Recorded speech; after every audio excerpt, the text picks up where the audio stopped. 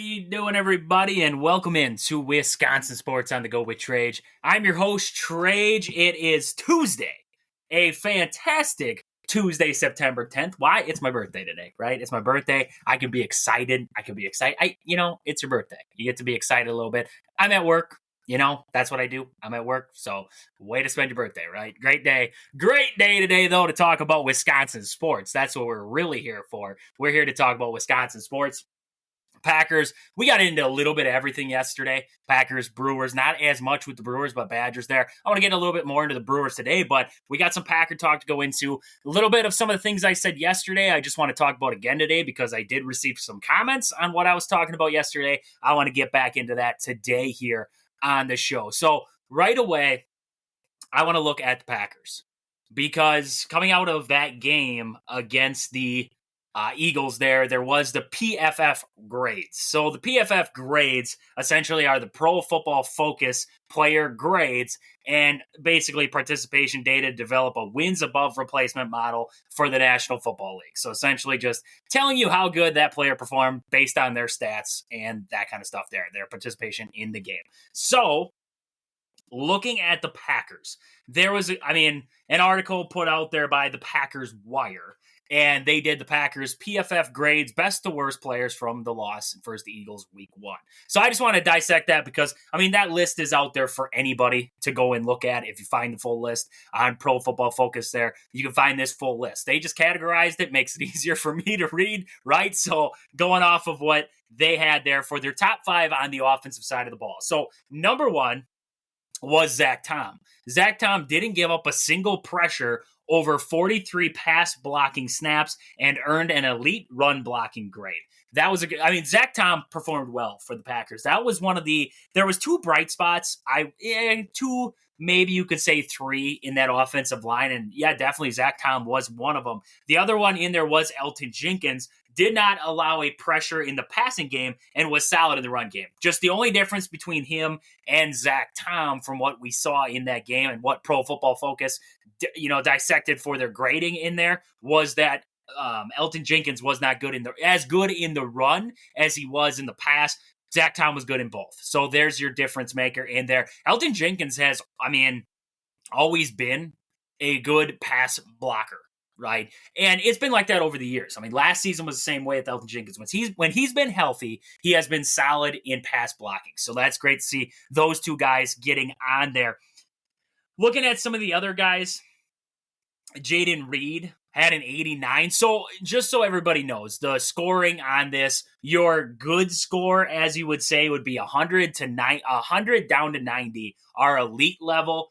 89 to 85 are Pro Bowler, and 84 to 70 are starters, basically, is how the PFF grade system works. So that is where they're grading these in. So if you actually look at, like Zach Tom, he graded in at a 92. Jayden Reed was at an 89 in his. He did have a drop, but he also averaged 4.93 yards per route ran, picked up 54 yards after the catch, and had a 33-yard rushing touchdown. So that all contributed into that higher score for him there. We already talked about Elton Jenkins. He had a 78.4. Emmanuel Wilson had 2 runs over 10 yards, a tough catch for a first down, and a solid block on Reed's touchdown run. So, like I said, Pro Football Focus puts everything that they do. It dissects everything throughout the game. It'll dissect everything throughout this game and really put into focus, just like that. Emmanuel Wilson, yes, he had 2 runs for over 10 yards. He had a tough catch for a first down, but also the block on Reed's touchdown run, that also contributed into that grading for him there. So that was Emmanuel Wilson. And then actually Jordan Morgan, he played right guard in this game. He graded in at a 67.7, allowed a single quarterback hit over 19 pass blocking snaps, and was solid in the run game. So, all in all, a good day. A good first game out for Jordan Morgan. He was matched up against Jalen Carter. And, I wanted to get this out there too. I've seen a lot of posts and people talking about Jalen Carter's hit and that it was dirty and everything like that. And you guys know me. I'm the first to, talk about, get upset about something like that or anything like that. But I did not believe that Jalen Carter's hit, it wasn't even a hit, right? He was laying on the ground. He was laying on the ground. He had his leg wrapped up, and then I can't remember who it was over the top, ended up hitting Jordan Love over the top there. So they stood him up and then hit him. I mean, I don't blame Jalen Carter for that. The checkered past of Jalen Carter might have influenced this. I think it did. And I just want to be the one to, for me to say that I did not feel like it was a dirty play. I did not see it as a dirty play. If it was, they baffled me. I just didn't see it as a dirty play in that sense. So Jordan Morgan has a solid day all the way around. So there are your top 5 on the offensive side of the ball, top 5 on the defensive side of the ball. So this was a surprise. Not a lot of guys really graded high on the defensive side of the ball for the Packers. Edgerrin Cooper, I mean, he only had 11 snaps, but he had a batted pass, 3 total tackles, and he had a run stop in those plays there. So he graded in at an 85.9. That's a great day. I believe watching Edgerrin Cooper out there, I would not be surprised if we see a lot more out of Edgerrin Cooper moving forward. I am going to be honest. Those 11 snaps right there showed me a lot of the fire and the fight and the physicality that Cooper plays with. And truth be told, I don't think this defense has a lot of physicality. There's some, right? I'm not going to just completely shoot them all down, but I believe that there is a lack of physicality at times. Edgerrin Cooper brings that. He plays like a rookie with his hair on fire, and he's running. I mean, it is watching him play in that game against the Eagles. I loved what I saw in hindsight there. In long story short, loved what I saw. So Edgerrin Cooper grades in at an 85.9. He actually ranked highest on the defense. Xavier McKinney graded in at a 76. Intercepted a pass, gave up only 1 completion into his primary coverage, and made 4 tackles without a miss. So a solid day out of Xavier McKinney there. Eric Stokes had a missed tackle, but ended up giving up only 2 catches into his pass coverage. He graded in at a 66 there. Outside of that, Keyshawn Nixon, he graded in at 65, had a sack of Jalen Hurts, a pass breakup, and 2 stops. He did give up 4 catches and missed 2 tackles on the day there, so that's what dropped Keyshawn Nixon. And then Lucas Van Ness, he had a 65.3. He had 1 hurry and 1 run stop over 19 snaps. Not a lot of snaps, just like Edgerrin Cooper, but did do a little bit in that little bit of time there. So Lucas Van Ness doing good things out there. Same with Cooper. I expect both those guys to get a little more time here if the defense continues to struggle in the run. If they struggle in the run, because that's where I think the Packers struggle the most. It's slowing down the run. It's like looking at Quay Walker. I have heard all over, different podcasts and radio stations and everything like that, everybody talking about Quay Walker and how he stinks and how they should just give up on Quay Walker and everything like that. And, Quay Walker did struggle in this game. I'm not going to be the one to sit here and try to tell you that he did not struggle. He struggled in this game. He is a better pass coverage linebacker than he is a run-stopping linebacker. He needs to develop that side of his game if he's going to be a mainstay in the Packers linebacker core. Otherwise, they got to find somebody else. They got to find somebody else to man that middle, because right now the Eagles opened up the door and showed a lot of teams what they can do against the Green Bay Packers, try and exploit them, which is to get that run game going. Now, it doesn't help.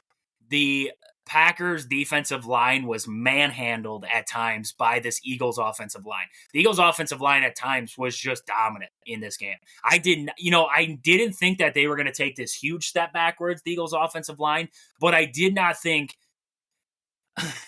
they were going to manhandle the Packers defensive line like they did at times. Like that was, bully ball at moments in there. They were opening up holes in that Packers D-line that a truck could have drove through. Man, oh man. So that's where I would be at right now is with Quay Walker.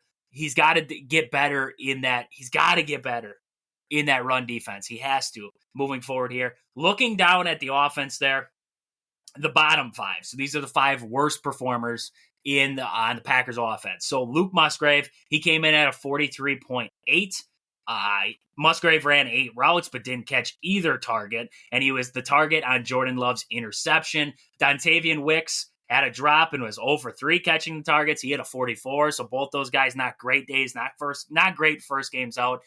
Josh Myers, the center, this is where this is my part of the offensive line that worries me, as at the center position with Josh Myers gave up 2 pressures and was penalized once and received average run blocking grade. So Josh Myers was not great at the center position there. Tucker Kraft, this one kind of surprises me. 55 on his grade.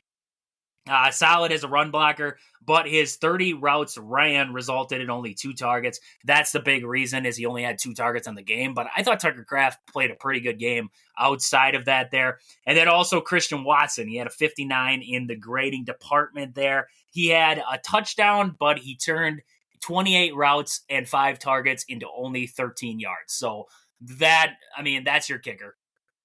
That's your kicker right there, is that in that amount of time, 13 yards on 5 targets. Not a great day, but, it's hard to really say that many Packers had great days. I mentioned a couple there, but it's hard to say that many had great days in this on this day. So looking at the bottom 5 of the defense real quick here, Isaiah McDuffie, he graded in at a 35.7, missed 2 tackles and gave up a touchdown pass from Jalen Hurts to Saquon Barkley. McDuffie should not have been in pass coverage on Saquon Barkley. That was just not going to end well in that sense. Defensive lineman Kenny Clark, he came in at a 39.4, had 4 hurries, but earned terrible grades against the run. You could look across the defensive line and say that they had terrible stats against the run. Egenbar didn't have a pressure or a tackle over 30 total snaps there. So Kingsley Egenbar, I had high praise for him coming into the season. First game out, a little bit of a struggle there. Carl Brooks delivered a pressure and 2 stops, but earned the team's lowest run defensive grade. This is, like I said, these are a lot of defensive linemen right now that we're talking about, because last but not least, TJ Slayton had 3 assisted stops and a hurry, but also poor against the run. So, you look at the grades, you look at the descriptions. Why did they get those grades? They were bad against the run. This defensive front for Green Bay needs to come out more physical. They need to get off of blocks, and they need to be able to stop the run tremendously better, because if this continues, you're gonna look at this and say, okay, we have Jordan Love's out. Okay. So now Malik Willis is your QB1 as of right now. I know they reached out to Ryan Tannehill. I know Sean Clifford he's on the practice squad. He's around the team. Excuse me there. But right now, this Packers team needs the defense more than ever, right? Last season, we said it then too. We said the defense needs to be great because the offense is going to take a little bit to get going, right? It's right now.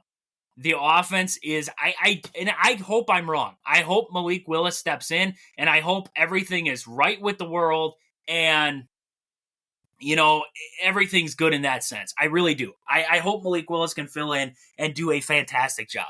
I think Malik Willis he's got some talent he's got some talent. I'm not going to say that Malik Willis is just this pushover guy that we're going to put in here and it's just going to be a complete just crap storm. I'm not going to say that.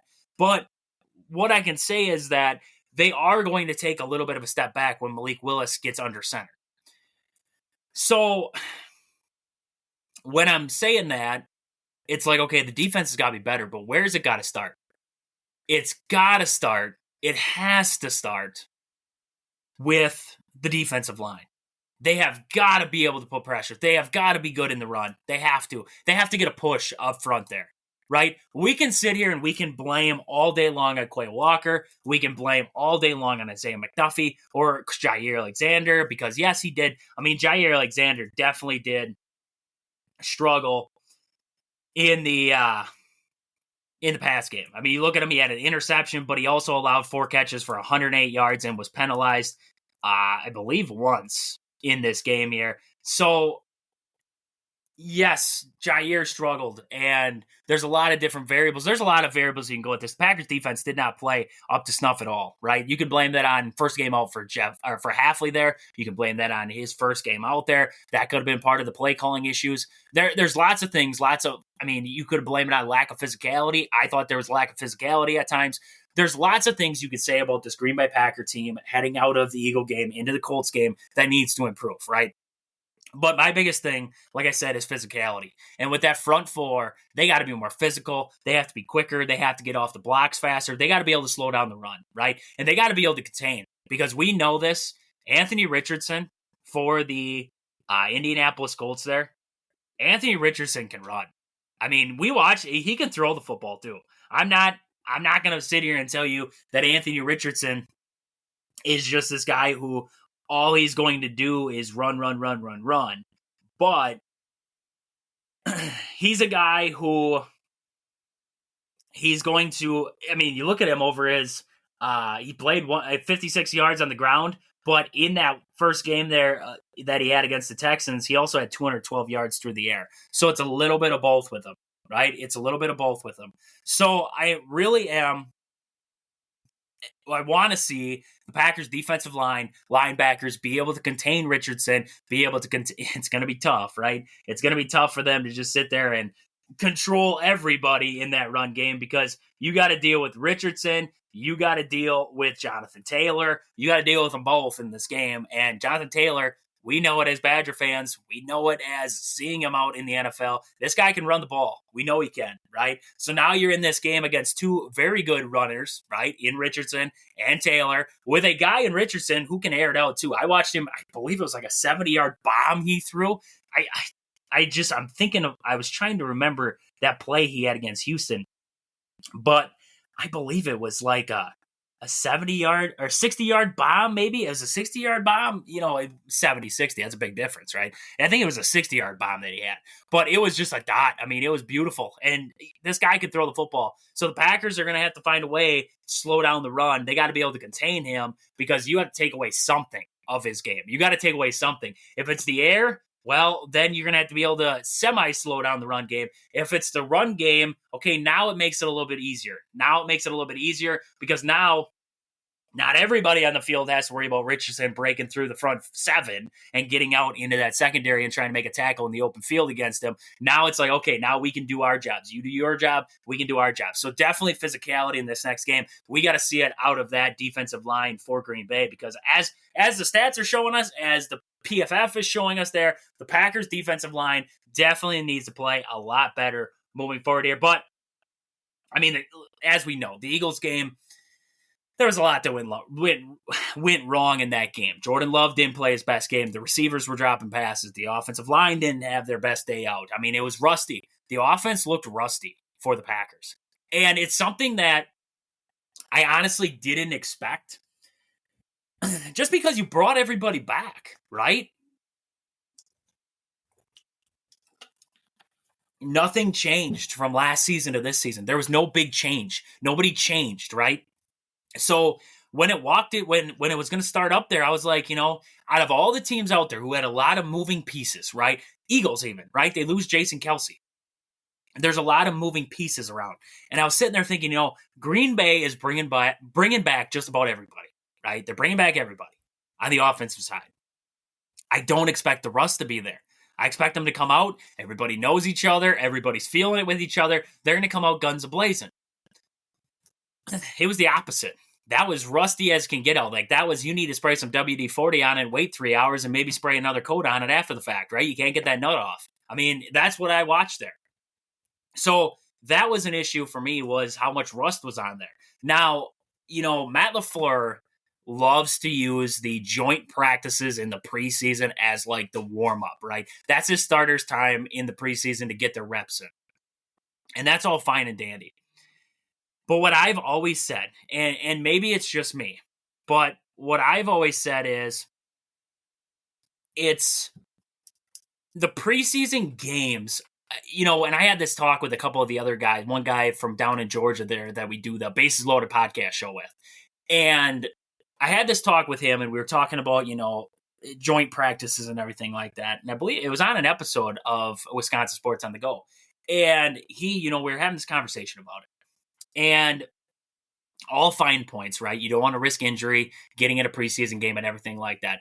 But you can't replace the speed of the game. You can't replace the getting hit by somebody in a game. It changes things, right? You're not wearing that red jersey in a preseason game like you are in a joint practice. You have guys breathing down your neck. They're coming after you. The offensive linemen know that. They have to be better out there. They have time to mesh with each other. It's those little things, right? We saw the Packers starting offense for a drive. Not even it wasn't even really a full drive because it was just a straight bomb to Wicks and the drive was over, right? So my thing is, Matt LaFleur tells us he learned from, I can't remember what season he said he learned from, but he didn't play any of the starters, and he said he learned from that, okay? So now we play them for a drive. Did we really learn, or did we threw them out there for a drive? Like, what I'm saying is like, yes, I get joint practices do something for you. They get your offense together. You can run through things. You can get through cadences. You can run through sets, everything like that. I get that, right? But you also have to be able to simulate what it's going to be like in game action too. Because yes, I know in preseason, guys, you're not going to maybe face a starting defense. Maybe you're going to face some second stringers. But guess what? Those second stringers are flying around like they got their chickens with their head cut off and they don't know what's going on. And they're just trying to make plays because they're trying to earn a spot. That's the game I want to be in. That's the game I want my starters to be up against, because in those games, they're going to be simulating game speed to its fullest because those guys are trying to earn a spot yet. So I understand everybody's reasoning for, starters not playing a lot in preseason, but also I like the flip side argument of I want my starters to knock the rust off in the preseason so when week 1 rolls around, they're ready to rock and roll. They're primed. They're oiled, right? The engine's just firing up and they're ready to rock and roll for the season, because what I saw was like this team didn't know each other. They just all showed up in the locker room. They laced it up. They walked out there and they were trying to figure it out on the fly. It was like a pickup football game. Now, it wasn't that bad, right? It wasn't that bad, but there was a lot of rust. A lot of rust on this offense, right? You don't have that many red zone. The thing with it is they had three times where they should have put it in the end zone or should have had a shot to put it in the end zone. And 3 times they failed at that.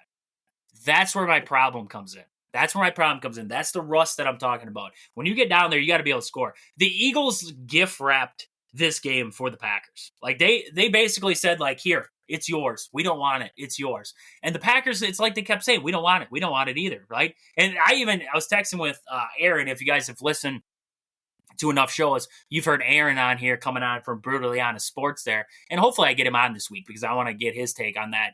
Some of the college football games, everything like that. But we were talking in the pregame show and everything like that. And actually during the game, we were talking about it.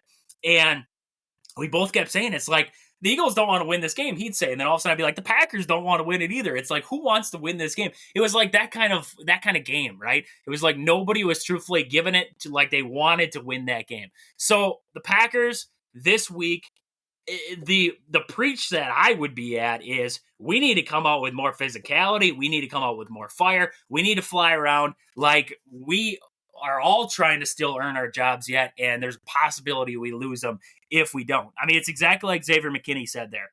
He said they need to come out with more urgency, and that's 100% the truth. They need to come out with urgency in this game against the Colts because you are playing with a backup quarterback now. You need to be better on the defensive side. How did the Browns make it with Joe Flacco coming in and running the offense, right? Not like it was that much worse than Deshaun Watson because Watson wasn't good either. But with Flacco in there, Flacco didn't play that great. He was solid, but he wasn't great. He was still turning the football over and everything. What made him even better? The defense was, the Browns defense last year was great. It was great. In this stretch, the Packers desperately need their defense to figure it out and get stops, right? And it's not just on third down. Actually, I believe I heard this stat today, and I didn't really believe it at first because it was actually baffling me, but the Packers weren't bad on third down. They weren't bad at all on third down. The thing that killed them in this game was first and second down. Third down efficiency for the Eagles in this game, 4 for 14. They were 4 for 14. Now, it doesn't help the Packers were 3 for 11 on third down efficiency, but you're looking at 4 for 14. That's not bad on third down, right? That's getting your offense back on the field, but it was on first down. It was on second down. It was those plays that put them in the blender.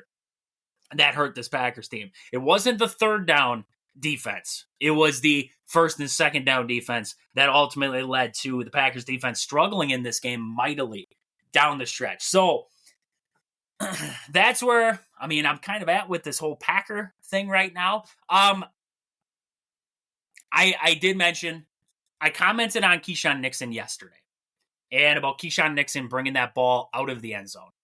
And, I got a couple people were commenting at me and they were saying, well, it wasn't, if you look, why did we pay Keyshawn Nixon to do this? And another guy, I believe he came out and he said, to the extent of, I will pull up the comments because I don't want to get him wrong here.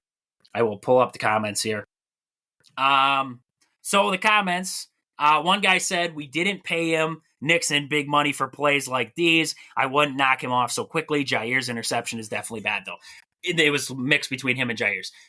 I understand what we paid Keyshawn Nixon for. What I'm saying is in that situation, and I gave my random statistic yesterday, but 99% of the time it's a dumb decision. 1% of the time he houses the kickoff. It's great, right? He got it out to the 16-yard line or whatever it was. That was the problem with it, right? At that point, when you look at it in hindsight, you should have just let it go by, taken out to the 30. In that spot, I believe, to me, in my opinion, and I get your opinion, I understand that opinion on it. What I'm saying, in my opinion, the risk wasn't as high as what the reward could have been if you would have let that ball go through the back of the end zone, because you didn't end up at the 30, right? So in hindsight, didn't work out. Now, play back that situation 10 times. Maybe he ends up out at 30. In that situation, I don't know. I understand, because another guy, he came out and said, the whole point of the new kickoff rule, which I think is stupid, but anyways, that's beyond the point. That's beyond the point, is to create big plays exactly for these moments. We had no timeouts. If we could have gotten the ball past the 30, that would have been huge. Nixon is built to return, and his stats show why he's one of the most explosive returners in the league. I guarantee LaFleur and Bisaccia gave him the green light. Okay, that's fine. If LaFleur and Bisaccia gave him the green light, sure, fantastic. I understand that they gave him the green light. That's good. I mean, then he did what his coaches wanted him to do. But then, in my opinion, I don't like his decision to do that. I don't. Because, yes, if he would have gotten the ball past the 30, it would have been great. But what if he would have gotten the ball at the 30, right? What if he would have just got the ball at the 30? That would have been great too, right? We're playing in this hypothetical world. We're all playing in this hypothetical world right now, right? Where I'm saying that if he would have let the ball go through, it wouldn't have changed things. I think so. I really do. But I think in that sense, it's hard to sit here and say that, well, maybe, just maybe, if he would have found a seam, he would have got past the 30. Then we're talking about a different light. So yes, I agree. I understand both those comments there. I get both those comments. And I'm not saying either one of them comments is wrong. What I'm saying is, in my opinion, would have been a better deal if he would have just let it go through, taken it at the 30. The offense gets it at the 30-yard line instead of the 16. Now you have more room. You're way out now, right? You're at the 16 versus the 30, right? That's a difference of 14 yards. That's a big difference, right? Because then we went through the numbers yesterday of what the Jayden Reed pass, if that would have ended up the same way, where that would have ended up. Even the Josh Jacobs play. You were already on the Eagles side of the field now. Easier shot for the end zone. Changes things, right? Changes things. So that's where I'm at on that whole situation. I just wanted to comment on that because I was getting a lot of comments yesterday from that there. So let's get real quick. I want to mention the sponsors of the show here quick. It's been a hectic couple of days here for the show. We've been, so busy talking about everything. I haven't got to the great sponsors of the show here in a couple episodes here. So I just want to mention them out here because they are fantastic. Game Day Supply in Alaska. Do you have a sports club or team? Are you looking for some sweet custom uniforms or apparel? Check out the awesome crew at Game Day Supply in Alaska to help your team get the sweetest gear. Find them on Facebook at Game Day Supply or online at GameDaySupply.net. Also, Pittsville Farm and Home Center. At the store, they serve you anything from hydraulic hoses to red roses. Stop in and see the awesome crew at Pittsville Farm and Home Center in Pittsville, Wisconsin. Marshfield Motor Speedway is located just 3 miles outside of Marshfield on County Road H. Great racing, great fun, great atmosphere.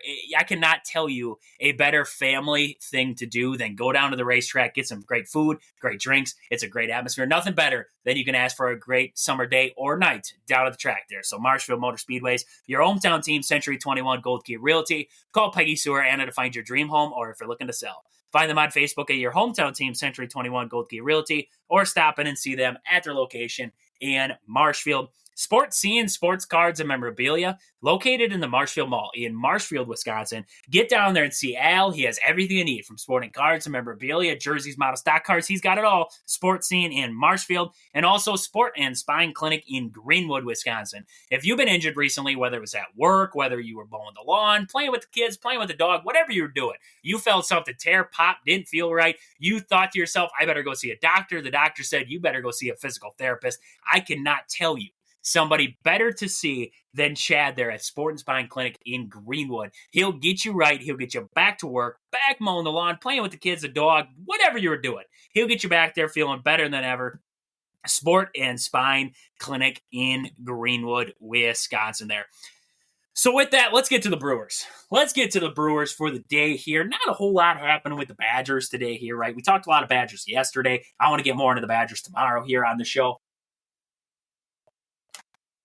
But we haven't talked about our beloved Brew crew in a hot minute. So let's look at the Brewers. Last 10 games, 5-5 in those 10 games. So, a lot of people, man, oh man, you go on social media and it's like the Brewers lose 2 in a row and everybody's freaking out, right? Everybody's freaking out. And I get it. I get it, right? Because, and I've seen a lot of posts that say this exact thing. The Brewers offense is going cold at the same time as they went cold last year. I am 1,000% right on that number with you. I get that, right? Because last season, the Brewers offense got hot. August was great. Start of September was and then middle of September, end of September, it cooled off. And we sat guys. We went into the playoffs against the Diamondbacks, and the offense, there was a game, I believe, against the Diamondbacks. If I can remember the number right, it was like 16 guys were left on base or in runners in scoring position. There was 6. It was some just monstrosity of a number there. I believe maybe it was 16 guys left on base, something like that in that game, but it was huge. So you have that number. You have the Brewers struggling down the stretch last season. Now they start to struggle here. So what's the panic level, right? 0 to 10. Before this last series against the Rockies, I would realistically say I was sitting around maybe like a 2 or a 3, right? I wasn't really paying attention to it. A lot of whole other things happening. Packers, Badgers, lots of stuff happening. I was still keeping up with the Brewers. I'm just saying, panic level 2 or 3, right? I wasn't really, if the panic level was high, I was in tune, right? The panic level was not that high. I would say I'm probably at a 5. I would say I'm probably sitting at a 5 right now, panic level, because of all the variables I just said. Excuse me there. The Brewers' offense last season, down the stretch, went into this little cold spell where they just couldn't drive in runs anymore, and everything seemed to be falling off the rails. The pitching was still solid, but everything was falling off the rails. Now this Brewers team is kind of doing the same thing. But the pitching has been giving up home runs, right? That's always been the Achilles heel of this pitching staff, is they love to give up home runs. They love to walk guys. They love to give up home runs. Like, that is the 2 things that kill this Brewers pitching staff the most. So the Rockies series put a little bit of an alarm in me, because it was like, okay, the offense is kind of scuffling now. They're scuffling through this. They're 5-5 in their last 10. They just went 2-6, 2-4 on the homestand. They just went 2-4 on the homestand there. Not a great homestand. So now what? Right? Now what? Okay, the bats weren't hot, right? So number one thing, you're sitting there thinking to yourself, okay, the bats need to get going. Where's it got to start? Well, in every lineup, and this is what I always say, you cannot rely on the rookies to get your spark going again. Right? And that's just me. Maybe that's just me. But I've always been, when you have veterans in the lineup, and I know Hoskins has struggled, right? I know he has. But when you have veterans in the lineup who have been there, done that a little bit, right? Those guys have got to be the ones to lead the way, right? Willie Adames. You can even put William Contreras in that same boat, but Gary Sanchez and Rhys Hoskins. Those guys are your guys right now who need to step up in a big way and be able to, and you listen to Pat Murphy And he came out with a quote. And he said, the Labor Day crowd juiced them up, and since then, it's been a little lackluster. I think they feed off of it. I think this team needs the fans. I really do. I get that, right? Because, I mean, if anybody out there has played sports or anything like that, the atmosphere, the crowd definitely does fuel you, and it definitely does hurt you in opposing places, right? I mean, you go to an opposing basketball game or something like that, and you're constantly listening to yelling, screaming in your ears. It definitely doesn't help, right? It definitely doesn't help. And same in baseball, same in football, right? The opposing, I mean, you look at Penn State with their whiteout, right? That definitely is like it's hard to win here when it's a whiteout. It's night. I mean, it's tough, right? The horseshoe, when they have a blackout down at the horseshoe, right? You can't see nothing out in that crowd, right? It's all, I mean, it's like they dim the lights, and it's like when the Badgers played in that battle for Atlantis and they played in that theater and the only lighting in the room is exactly down in the court. Like that is what watching in the horseshoe is like at night. So, I mean, yes, I get it. You got to have those variables in there. It does help. But this Brewers team needs to find it internally right now to be able to juice themselves up, right? Because, I mean, you get a crowd there, but if you're not giving them nothing to cheer about, it's hard, right? It's hard. You know, I got to say for myself, it's hard to cheer for a team when they're down 4-1, when it just seems like it's a struggle. Now, I'll still get up and cheer for the home run that makes it 4-2, but it's definitely a struggle. So for me, it relies on those veterans then. Willie Adames, Gary Sanchez, those guys, to get the train back on the tracks, right? It's derailed right now. It's a little bit, it's wobbling on a wheel right now. They got to get that thing flipped back up right, and they got to get it going again. That's where I think it starts, right? And then you come back to, okay, now it's the rookies. Now it's Jackson Churro. Now it's Bryce Terang finding his bat again. Maybe it's Sal Frelick in there, Garrett Mitchell creating a spark. It's those guys then. Maybe we saw Eric Case come off the bench and hit a big home run in that Cardinals series, right? Sometimes it's those little things, like those moments, that juice up your team. So it's got to be those veterans that step up and try to get these guys out of that funk. And then it's in the bullpen. Those guys filling in their roles. And the starters doing what they were doing a couple weeks ago, right? It's kind of been a little bit rougher as of late. The starters doing their thing again, right? Freddie Peralta pitching like Freddie Peralta that we know he can be, right? The dominant guy that we know he can be that guy at times. We need Freddie Peralta to be that guy down the stretch, right? You can't be carried by Tobias Myers and only Tobias Myers. The other guys need to step up and be dominant on the mound here. So the Brewers need some variables to fill themselves out here. But the big thing starts with me in the lineup, starts with the veterans being able to juice these guys up and get them back on the right track there. So that's the big thing I'm watching for there. So the Brewers are setting up a series right now, starting tonight here. Going to be taking on the San Francisco Giants. That game's going to start at 8:45. Of course, it's an 8:45 game. Gotta love it. 8:45 game. It's going to be Aaron Savali, and he's going to be taking, we don't know. We don't know who will be starting for the Giants as of now. Let's see if they have, I don't know if they have anything for a game 2 starter yet. No, so they have nothing figured out for their starting rotation for this series. So it's a wait and see who's going to start versus the Brewers tonight. But as of right now, we see Aaron Savali going for the Brewers. Tonight's a big night for me. It's honestly a big night for me for the Brewers, right? Because you're coming off of a series loss to the Rockies. Now you're playing another West Coast team, but this time on the road in the San Francisco Giants. You got to find a way, any way that you can, to be able to win game 1 of this series. Because winning game 1 of this series, getting off that schneid of that homestand that you just had where you lost 4 games on that 6-game homestand, you got to come out in this series here and just relax, play that fun style of baseball that everybody loved about you a couple weeks ago, right? You got to come out and do that. Because right now it just seems like, I don't know if it's the pressure of it right now or what it is. There shouldn't be a lot of pressure. You have a 9-game lead in the NL Central. Like, just carry out these final couple series here, right? Get some wins, do what you got to do, end the series, end the season on right note heading into the playoffs. That's all you got to do in this moment. So, for me, this series here, I said it about the Rockies series, I'll say it here, right? You want Brewer fans, you want to settle down. This game one of this series is going to be a big one. This game right here. Because it can set the tone. You need to set the tone for the road trip. Because you go from San Francisco to Arizona. You got to set the tone for the road trip, right? You got to set it right tonight here. 8:45 start for that one. That'll be on Bally Sports Wisconsin.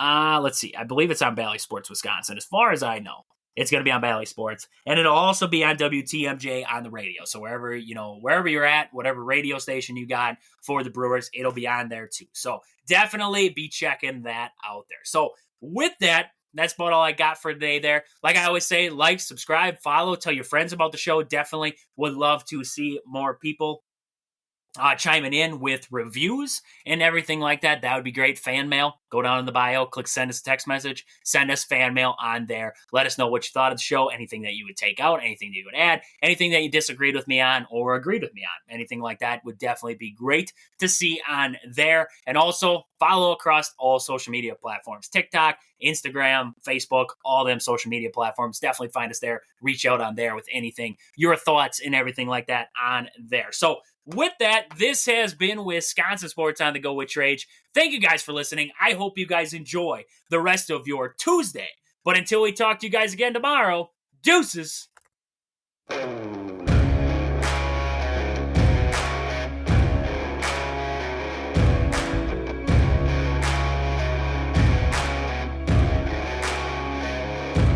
Yeah, oh my Lord, watch me sway. Darkness falls and we all pray, hoping for the light of day. Down to the river, I have held the devil's hand, felt the weight of my own sin, burdened by the heart of man. Down to the river, down to the river.